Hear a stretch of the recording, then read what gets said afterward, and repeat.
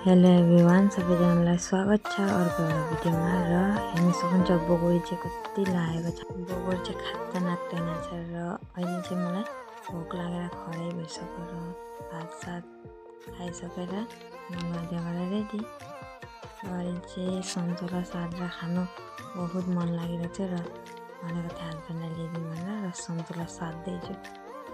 साँधेर भइसक्यो र म चाहिँ खानु आँटेकी र मुखमा हालेर टेस्ट गरेँ त बहुत टेस्टी भएछ। र दुध लिएर म चाहिँ आमा घर गएँ चिया खानु भने चिया खाएर सिधै गएँ दादा घरबाट फर्सीको फुल लिएर रोप्न थालेँ।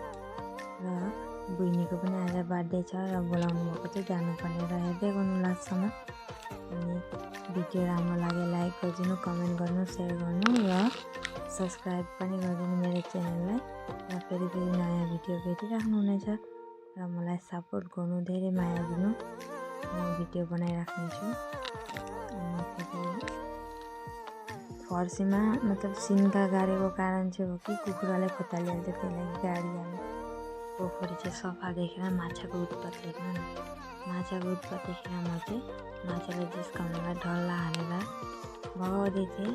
राम्ररी भयो कि भएन भनेर ऐनामा हेरेँ कि बर्थडेमा जानु पऱ्यो भनेर।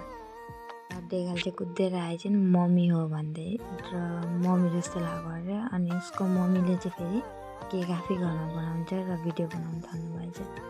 र म चाहिँ काम गर्दै थिएँ भने सबै काकी दिदी हामीहरू भएर काम गर्दै थियौँ।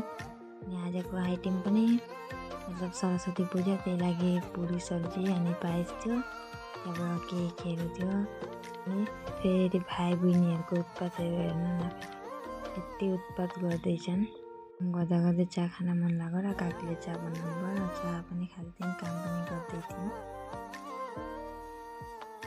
बर्थडे गर्ल चाहिँ केक काट्नु भनेर रेडी भइछन् र काकीले चाहिँ केक पनि लिएर आउनुभयो र मलाई भन्दै थियो भिडियो बनाएँ राम्ररी भनेर। ऊ पनि हाल्नुहुन्छ नि त फेसबुकमा भिडियोहरू, त्यही लागि बर्थडे गर्ल चाहिँ फेरि कसैले जिस्काइदियो भने जेसँग भइहाल्छन्।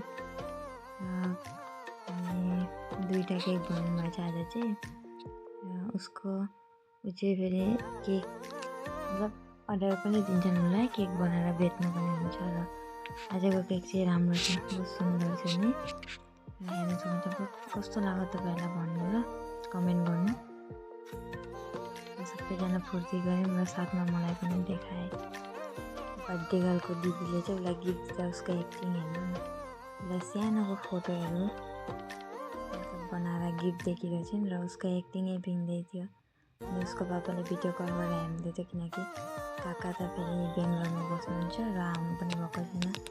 र काकीले चाहिँ भिडियो कलमा देखाइदिनु हुँदै थियो, मलाई भन्नुहुँदै थियो भिडियो चाहिँ राम्ररी बना भनेर। अनि साथमा टिका लगाइदिएर कीर्तनहरू हुँदैछ, किनकि आज सरस्वती पूजा पनि थियो र कीर्तन पनि गर्नुभएको। राम्रो दिन परेको छ अनि कीर्तनै गर्नुभयो। अनि त्यहाँबाट कीर्तन गऱ्यौँ फुर्ती गऱ्यौँ। र आजको भिडियो चाहिँ राम्रो लाग्यो भने लाइक कमेन्ट र च्यानललाई सब्सक्राइब गर्नु। अनि खाने बेला पनि भइसकेछ र काकीहरू दिन थाल्नुभएछ। अनि बर्थडे गर्ललाई बाई भनिदिएँ र म पनि घर आइपुगेँ। आजको लागि नै बाई बाई।